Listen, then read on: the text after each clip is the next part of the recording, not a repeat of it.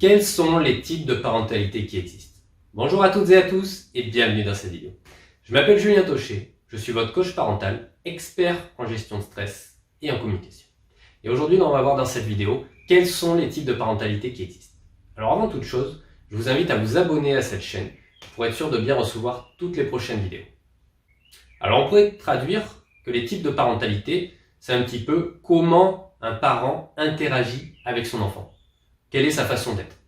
Et ça va être axé autour de deux choses. On va avoir d'une part l'affection, l'attention accordée à l'enfant, à ses besoins. Et on va avoir d'autre part le cadre, les limites posées, ce qu'on attend de lui. Alors il n'y a pas un type de parentalité qui est mieux qu'un autre. C'est-à-dire, est-ce qu'il vaut mieux accorder de l'attention ou poser un cadre à son enfant? J'ai envie de dire les deux. En fait, ça va être un subtil mélange entre l'affection et le cadre, entre tous ces types de parentalité. Et finalement, c'est l'excès d'un type de parentalité qui va venir étouffer les autres et qui va finalement être préjudiciable à l'enfant de par son excès.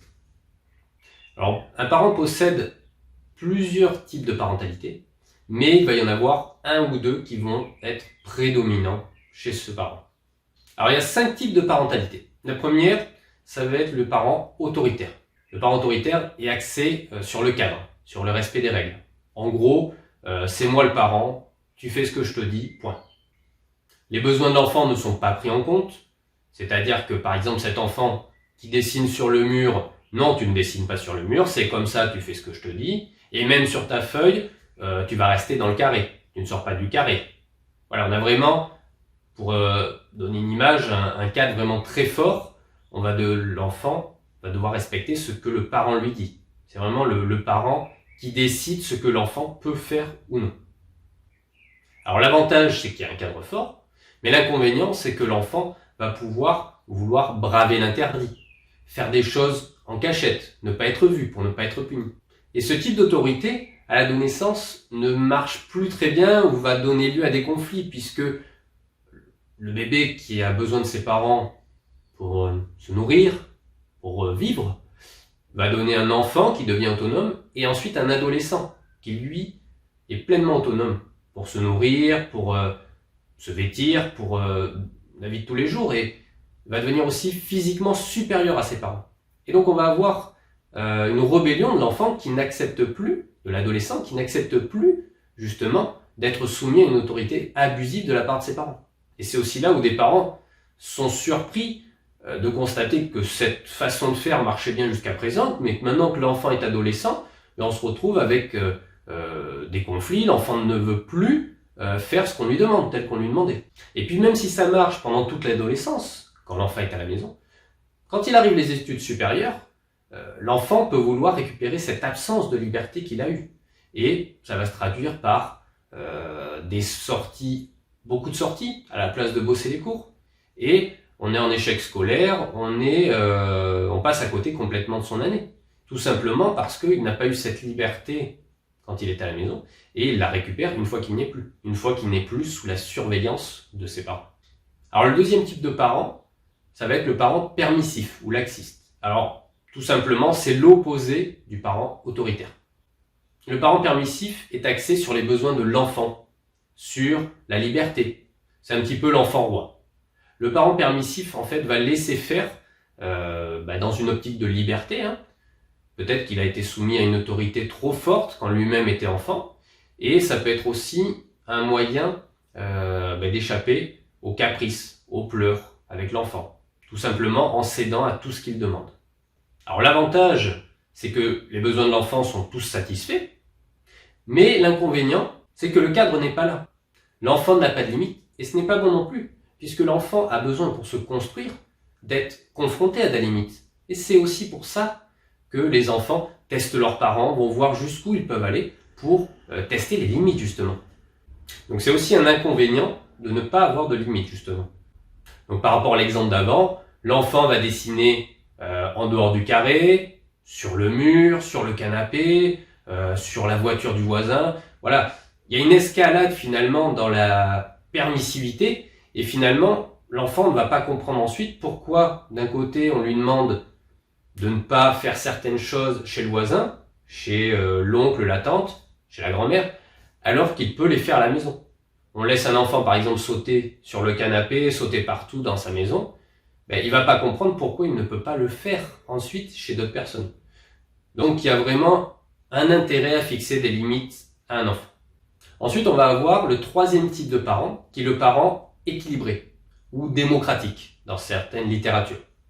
Donc là, c'est tout simplement en fait un juste équilibre entre le parent laxiste et autoritaire.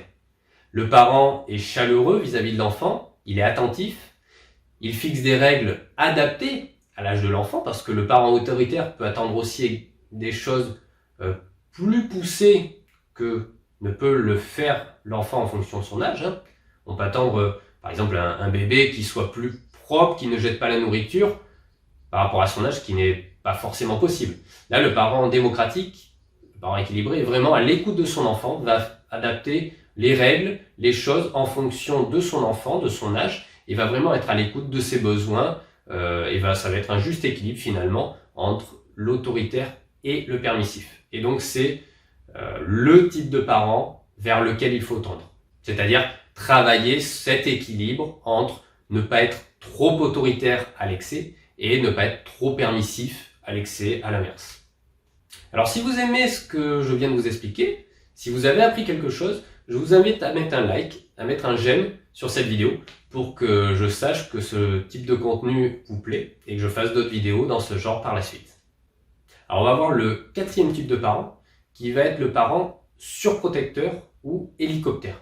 Dans le sens finalement où il va voler au-dessus de son enfant, être à l'affût du moindre danger, qui va anticiper les dangers potentiels dont l'enfant n'a même pas conscience. Alors l'enfant n'a peut-être pas conscience du danger, mais ça va être par exemple l'enfant court, il va anticiper que l'enfant peut tomber et va intervenir avant même que l'enfant court. Il va le surprotéger et va finalement l'empêcher de réaliser certaines actions qui peuvent être nécessaires à son développement. Le parent surprotecteur peut aussi faire à la place de son enfant, dans l'esprit toujours de le protéger, mais cette fois de l'échec et non plus de la chute. Alors ça peut entraîner un manque de confiance en soi chez l'enfant, un manque d'autonomie, de responsabilité, puisque finalement le travail est toujours mâché à l'enfant, il y a quelqu'un qui assiste l'enfant, et ce n'est pas forcément dans l'intérêt de l'enfant d'être surprotégé comme ça, même si ça répond à un besoin de la part des parents de le faire. Il faut bien se rendre compte que chaque type de parent, que ce soit un parent équilibré ou un parent qui est un petit peu excessif dans l'autorité, la permissivité, fait ça dans une bonne intention à chaque fois. Il n'y a pas de parent qui a la solution miracle. On fait tous des choses en fonction de ce qu'on croit utile et bon pour notre enfant. Mais après réflexion, si le parent a conscience de ce qu'il fait, il peut modifier le tir, changer sa façon de faire, ayant conscience des effets néfastes que peuvent avoir un excès d'un certain type de parentalité. Et on va voir finalement le parent désengagé, détaché, absent, qui n'accorde pas d'intérêt, pas d'affection à son enfant. D'un point de vue psychologique, on peut expliquer cela par le fait que la personne n'a peut-être pas reçu d'attention, d'affection quand elle était enfant, et de ce fait ne peut pas en donner à son propre enfant. Tout simplement parce que donner de l'affection à son enfant, ce serait accepter l'idée qu'elle n'en a pas reçu. Et ça lui est impossible. Il y a une douleur, il y a quelque chose qui a été enfoui au plus profond d'elle, parce qu'elle n'a pas reçu, elle a grandi sans cette affection. Et accepter de donner de l'attention à son enfant ferait ressurgir cette douleur. Et il y a un mécanisme de protection qui fait qu'il y a un blocage chez cette personne pour donner de l'affection à son propre enfant, tout simplement. Donc voilà, soit ce parent est absent parce qu'il n'a pas reçu d'affection dans sa propre enfance, ou ça peut être aussi le cas d'un parent qui a un emploi à forte responsabilité, qui nécessite qu'il soit souvent hors du domicile, qu'il ne soit pas en compagnie de l'enfant. Alors ça peut être une excuse aussi de se réfugier derrière cet emploi, entre guillemets, pour échapper tout simplement à la forte sollicitation de l'enfant, à ce trop-plein d'émotions qu'il peut y avoir, et ça peut être finalement un moyen échappatoire. Alors, je vous dis à très vite pour une prochaine vidéo.